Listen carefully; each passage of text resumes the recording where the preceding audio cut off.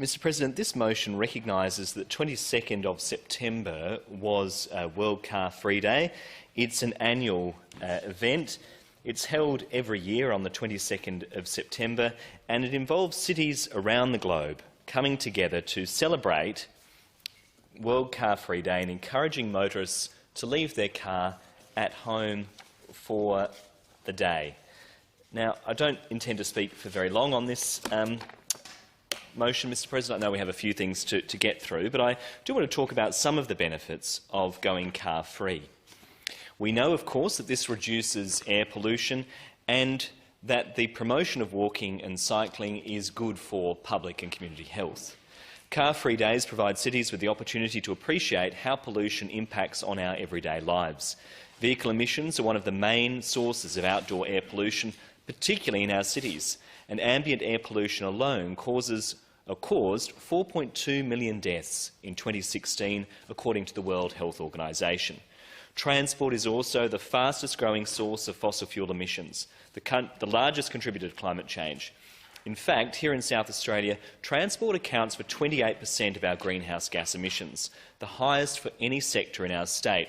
And whilst we talk a lot here in South Australia, Mr President, about energy policy and the importance of energy policy in combating climate change, we do often forget the importance of transport policy and the role that that plays in carbon emissions. And it is really important that we see government policy begin to remedy that.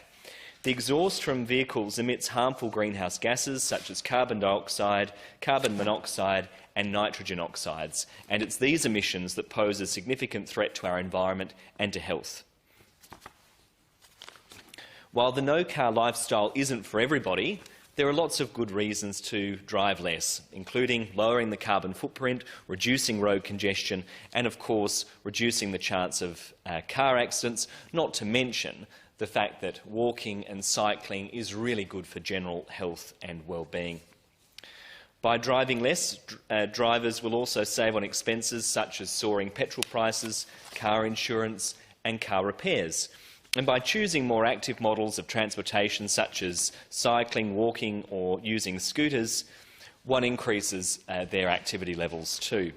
According to the Department of Infrastructure and Transport, almost 81,000 fewer trips were taken on South Australian public transport in July compared to the same period in 2019 pre-COVID. And this figure represents a 13% decline in usage. Well, that's concerning for us in the Greens, and that's one of the reasons why we've been calling for free public transport to be made a priority by the Malinauskas government so that we can provide an incentive for people to use alternatives to car travel. Members of this place will remember, and I bang on about it quite regularly, that there was a report of the Select Committee on Public and Active Transport handed down in this chamber in February. Well, 6 months on, and I'm still waiting for an audience with the Minister and still waiting for the government to formally respond to the recommendations. Those recommendations are listed in the motion, so I don't propose to detail them again here. But it is really important, Mr President, that the government takes some action to reduce the reliance on cars.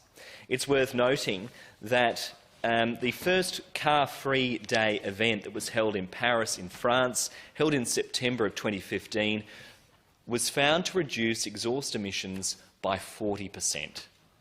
So reducing car travel does have a significant impact. I'd like to commend the Adelaide City Council for recognising World Car Free Day for the first time ever this year, and in particular I note the work of Councillor David Elliott, who's chair of Bike Adelaide and who I understand raised this idea at the council level. It is important, Mr President, and we do need leadership at all levels of government to get this climate crisis under control.